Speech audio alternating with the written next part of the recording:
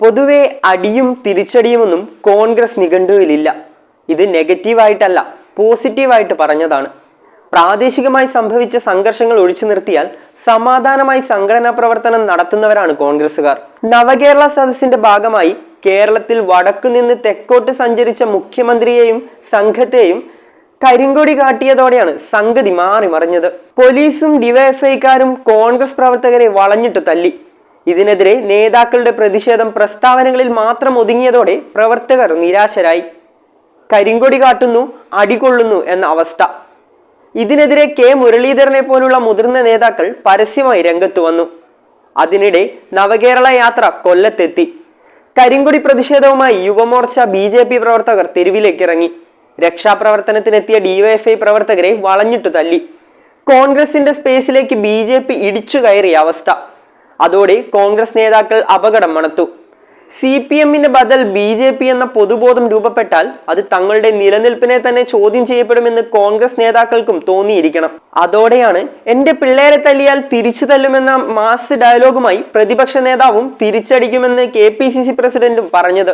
ഇതോടെ യൂത്ത് കോൺഗ്രസുകാർക്കും ആത്മവിശ്വാസമായി. പിന്നെ കണ്ടത് തെരുവ് യുദ്ധമാണ്. തങ്ങളാണ് യഥാർത്ഥ പ്രതിപക്ഷമെന്ന ഇമേജ് BJP സൃഷ്ടിച്ചാൽ വടക്കേന്ത്യൻ സംസ്ഥാനങ്ങളിലെ സ്ഥിതി കേരളത്തിലെ കോൺഗ്രസിനും സംഭവിക്കുമെന്ന വെളിപാട് നേതാക്കൾക്കുണ്ടായതാവും. LDFന് രാഷ്ട്രീയ മുന്നേറ്റം ഉണ്ടാകുമെന്ന് പ്രതീക്ഷിച്ച് നവകേരള സദസ്സിന്റെ അവസാന ഘട്ടത്തിലാണ് പ്രതിപക്ഷം അപ്രതീക്ഷിത തിരിച്ചടി നൽകിയത്. സർക്കാരിന്റെ പ്രചരണ അവകാശവാദങ്ങളെ ഒരു സൈഡിലാക്കിക്കൊണ്ട് കരിങ്കൊടി പ്രതിഷേധവും പോലീസിന്റെയും ഡിവൈഎഫ്ഐയുടെയും അക്രമവും പ്രധാന ചർച്ചയാകുന്നതിൽ പ്രതിപക്ഷത്തിന് വിജയിക്കാനായി എന്നതാണ് വസ്തുത. ആഡംബര ബസ്സും പ്രതിസന്ധി ഘട്ടത്തിലെ ധൂർത്തും മാത്രമായിരുന്നു നവകേരള സദസ്സ് തുടങ്ങുന്നതിനു മുമ്പ് പ്രതിപക്ഷത്തിന്റെ പക്കലുണ്ടായിരുന്ന ആയുധങ്ങൾ. നിയമസഭാ മണ്ഡലങ്ങളിൽ കുറ്റവിചാരണ സദസ്സ് നടത്തി ബദൽ പ്രചാരണം നടത്തുകയായിരുന്നു പ്രതിപക്ഷത്തിന്റെ പദ്ധതി. എന്നാൽ കണ്ണൂർ കല്യാശ്ശേരിയിൽ പ്രകോപനമില്ലാതെ പോലീസ് പ്രതിപക്ഷ പ്രവർത്തകരെ കരുതൽ തടങ്കിലാക്കിയതോടെ കാര്യങ്ങൾ കരിങ്കൊടിയിലേക്ക് നീങ്ങി. ഹെൽമറ്റ് കൊണ്ടും ചെടിച്ചട്ടി കൊണ്ടും തലക്കടിച്ചായിരുന്നു ഡിവൈഎഫ്ഐ പ്രവർത്തകരുടെ രക്ഷാപ്രവർത്തനം.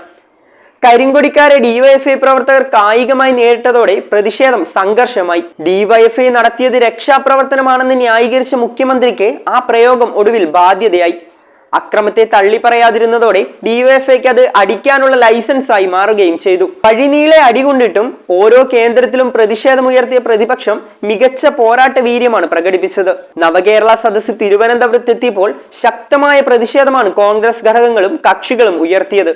4 ദിവസത്തെ ഇടവേളയിൽ തലസ്ഥാനത്ത് 3 വമ്പൻ പ്രതിഷേധ മാർച്ചുകളാണ് സംഘടിപ്പിച്ചത്. യൂത്ത് കോൺഗ്രസ് മാർച്ചിനിടെ മുന്നിൽ നിന്ന് നയിച്ച VD സതീശൻ തെരുവിലിറങ്ങിയതും KSU മാർച്ചിനിടെ മാത്യു കുഴനാടൻ MLAക്ക് പോലീസിന്റെ അടിയേറ്റതുമെല്ലാം പ്രവർത്തകരിൽ ആവേശമുയർത്തി. അതിനിടെ DGP ഓഫീസ് മാർച്ചിനെ പോലീസ് നേരിട്ട രീതിയിൽ കടുത്ത അമർഷം സംസ്ഥാന വ്യാപകമായുണ്ട്.